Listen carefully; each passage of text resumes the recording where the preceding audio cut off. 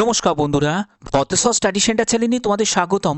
আজকের ভিডিওটা অনেকের জন্য খুব ইম্পর্টেন্ট, স্পেশালি যারা কলকাতা পুলিশ কনস্টেবল, লেডি কনস্টেবলের পরীক্ষা দিয়েছো। প্রিলিমস পরীক্ষার রেজাল্ট কবে প্রকাশিত হবে এবং তোমাদের কাট অফ কত যাবে, এটা নিয়ে তোমাদের অনেকের প্রশ্ন। তো চলো এক এক করে সম্পূর্ণ তথ্য তুলে ধরবো আজকের এই ভিডিওর মাধ্যমে। তো কেপি কনস্টেবলের এক্সামের রেজাল্ট এবং কাট অফ। প্রথম সেটি হলো কেপি কনস্টেবলের কাট অফ তোমাদের কেমন যাবে। দ্বিতীয় যে প্রশ্নটি সেটি হলো রেজাল্ট কত তারিখ প্রকাশিত হবে। তো চলো এক এক করে সম্পূর্ণ তথ্যে চলে যাচ্ছি।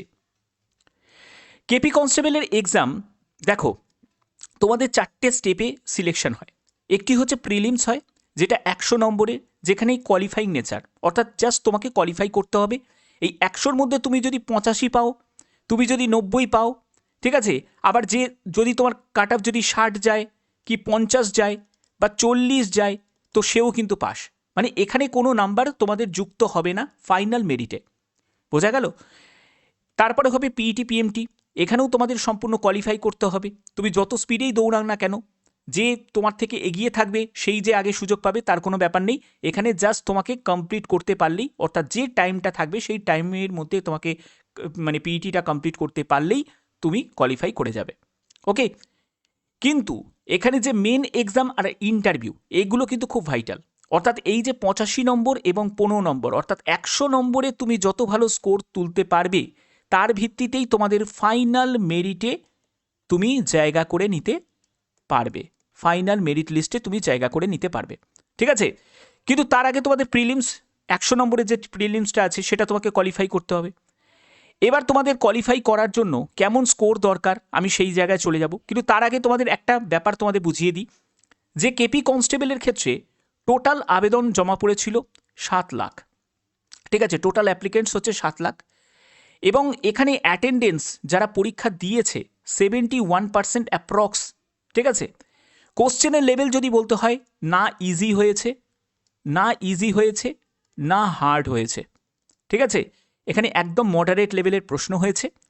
ভ্যাকেন্সি কত? 3,954। আমি প্রিভিয়াস ডেটাটাও তোমাদের দেখাচ্ছি, তাহলে তোমাদের আরেকটু ব্যাপারটা বোঝাতে সুবিধা হবে। কোয়ালিফাই কত করবে? 49,000 থেকে 50,000-এর মধ্যে তোমাদের কোয়ালিফাই করতে পারে, এবং এটা এক্সপেক্টেড, ঠিক আছে? কম বেশি হতেই পারে, তবে এই ক্যান্ডিডেটই কিন্তু তোমাদের কোয়ালিফাই করার সম্ভাবনা থাকবে। কেন কি? কারণ দেখো, এগুলো যেহেতু তোমাদের যে প্রথমে যে প্রিলিমস সেটা যেহেতু কোয়ালিফাইং নেচার, কোয়ালিফাই অনেক ক্যান্ডিডেটই করবে পিইটি পিএমটির জন্য, সেখানে আমার ছাঁটাই হবে, তার জন্য বেশি ক্যান্ডিডেটকে ডাকে, এর জন্যই বেশি ক্যান্ডিডেট ডাকে। যেটা ডাব্লিউবিপির ক্ষেত্রে কিন্তু চান্সটা অনেক কম থাকে, ঠিক আছে? ডাব্লিউবিপির ক্ষেত্রে কি হয়, একটি মাত্র রিটিন, এবং সেই রিটিনে তুমি যে স্কোরটা তুলবে তারপরে তোমাদের ইন্টারভিউ হবে, এবং তোমাদের সেই ইন্টারভিউতে তোমাদের যে স্কোরটা তুলবে টোটাল 100 নম্বরে তোমাদের সিলেকশনটা হবে। মানে প্রথমে আগে রিটিন, তারপরে তোমাদের পিইটি পিএমটি, তো এইরকম কিন্তু থাকছে। কিন্তু এখানে যেহেতু প্রিলিমসটা যেহেতু তোমাদের কোয়ালিফাইং নেচার, তো সেক্ষেত্রে এখানে কিন্তু সম্ভাবনা থাকবে অনেক ক্যান্ডিডেটকে পিইটি পিএমটির জন্য কোয়ালিফাই করিয়ে দেওয়ার, ঠিক আছে? তো এটা কিন্তু ব্যাপার থাকবে। এবার যদি তোমাদের মেজারমেন্ট বলতে হয়, মানে পিইটি পিএমটির ক্ষেত্রে কি থাকবে, দেখো পিএমটির জন্য যেটা থাকবে সেটা হলো মেল ক্যান্ডিডেট, মানে যারা তোমরা প্রিলিমস থেকে পিইটি পিএমটির জন্য যাবে, তোমাদের মেল ক্যান্ডিডেট 167 সেন্টিমিটার হাইট হতে হবে। এখানে গোর্খা, গারওয়ালিজ, রাজবংশী এবং শিডিউল ট্রাইব বাদ দিয়ে যেসব কাস্টগুলো রয়েছে তাদের ক্ষেত্রে বলা হচ্ছে। এবং 57 কেজি হচ্ছে ওয়েট, 78 সেন্টিমিটার বুকের ছাতি না ফুলিয়ে এবং 5 সেন্টিমিটার ফুলিয়ে 83 সেন্টিমিটার। কিন্তু তুমি যদি গোর্খা, গারওয়ালিজ, রাজবংশী, শিডিউল ট্রাইব থেকে যদি বিলং করে থাকো, তোমার 160 সেন্টিমিটার হচ্ছে হাইট, 53 কেজি হচ্ছে ওয়েট, 76 সেন্টিমিটার হচ্ছে তোমার বুকের ছাতি না ফুলিয়ে 5 সেন্টিমিটার এক্সপেন্ড করতে হবে, 81 সেন্টিমিটার হতে হবে। ফিমেলদের ক্ষেত্রে চেস্টের কোনো মাপঝোপের কোনো ব্যাপার নেই। এখানে দেখো অল ক্যান্ডিডেট ক্যাটাগরির যারা ক্যান্ডিডেট থাকবে তাদের 160 সেন্টিমিটার হাইট এবং 49 কেজি হচ্ছে ওয়েট। গোর্খা, গারওয়ালিজ, রাজবংশী, শিডিউল ট্রাইবদের 152 সেন্টিমিটার হাইট, 45 কেজি হচ্ছে ওয়েট। এরপরে তোমরা চলে যাবে হচ্ছে তোমাদের প্রথমে পিএমটি হবে, তারপরে পিইটি হবে। পিইটির ক্ষেত্রে কি, মেল ক্যান্ডিডেট 1600 মিটার দৌড় থাকবে, 6 মিনিট 30 সেকেন্ড সময় পাবে, আর ফিমেল ক্যান্ডিডেট 800 মিটার দৌড় থাকবে, 4 মিনিট সময় পাবে, এবং যারা থার্ড জেন্ডার থেকে তাদের 800 মিটার দৌড় 3 মিনিট 30 সেকেন্ড সময় পাবে। ওকে, এবার তোমাদের এই ব্যাপারটা বুঝে গেলে, এবার যদি তোমাদের আগের ডেটা যদি দেখাতে হয়, প্রিলিমস কাট অফ 2022, এবার আমি কাট অফে চলে যাচ্ছি 2022-এর যদি তোমাদের নোটিফিকেশনে যে যেখানে ভ্যাকেন্সি যেটা ছিল সেখানে 1410টি হচ্ছে মেলে ভ্যাকেন্সি ছিল এবং ফিমেলের ছিল 856। টোটাল ভ্যাকেন্সি ছিল 2266টি। এবং এখানে তোমরা দেখতে পাচ্ছ একটু আবঝা, আমি তোমাদের ব্যাপারটা ভালো করে বুঝিয়ে দিচ্ছি। তোমরা দেখো এখানে Kolkata police 2022 shortlisted candidate for PMT পিইটির জন্য যারা যারা শর্টলিস্টেড হয়েছে। এখানে ইউআর-এর কাট অফ কত গেছিল প্রিলিমসে দেখো 67। ইউআর-এর ফিমেলের কাট অফ গেছিল 44.5।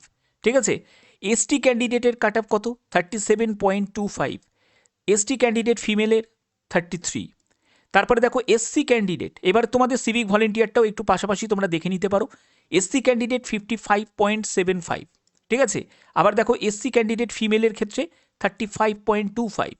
তারপরে দেখো OBC A candidate 56.75। OBC A candidate ফিমেলের ক্ষেত্রে 27.25। ওবিসি বি ক্যান্ডিডেট 64.25 এবং ওবিসি বি ক্যান্ডিডেট ফিমেলদের ক্ষেত্রে হচ্ছে 39.25। এরকম তোমাদের কাট অফ গেছিল প্রিলিমসের।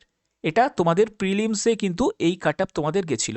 ওকে, তো এবার তোমরা বলবে যে স্যার তাহলে কি এরকমই কাট অফ যাবে? না, তখনের কোশ্চেনের লেভেলটা কিন্তু একেবারে কি বলবো ইজি থেকে মডারেট ছিল, ইজি থেকে মডারেট ছিল। কিন্তু এবারের যেটা মানে হয়েছে 2025-এ যেটা হলো সেখানে কিন্তু তোমাদের একেবারে আমি বলবো না যে হার্ড হয়েছে, একেবারে বলবো না ইজি হয়েছে, একদম মডারেট লেভেলের হয়েছে।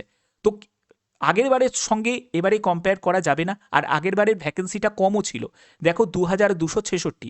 কিন্তু এবারে যে ভ্যাকেন্সিটা, সেই ভ্যাকেন্সিটা যদি তুমি দেখো সেখানে 3954টি। তো এর তো অনেক এফেক্টটা পড়বে। ঠিক আছে, ভ্যাকেন্সি বেশি থাকলে তাহলে সেক্ষেত্রে কাট অফটাও কমার সম্ভাবনা থাকবে। এবার আমি চলে যাচ্ছি যে কাট অফ কেমন যাবে, কাট অফের মেন ব্যাপারে আমি চলে যাচ্ছি। এটা কিন্তু এক্সপেক্টেড তোমাদের বলছি, ঠিক আছে, এটাকে এক্সপেক্টেড বলছি, তবে এই কাট অফটা যাওয়ার সম্ভাবনা কিন্তু থাকবে। তো এখানে দেখো মেল ক্যান্ডিডেট ইউআর 48 থেকে 50-র মধ্যে তোমাদের যাওয়ার সম্ভাবনা থাকবে। যদি এরকম তোমাদের একটা স্কোর যদি দাঁড়ায় তাহলে তোমরা কনফার্ম থাকতে পারো।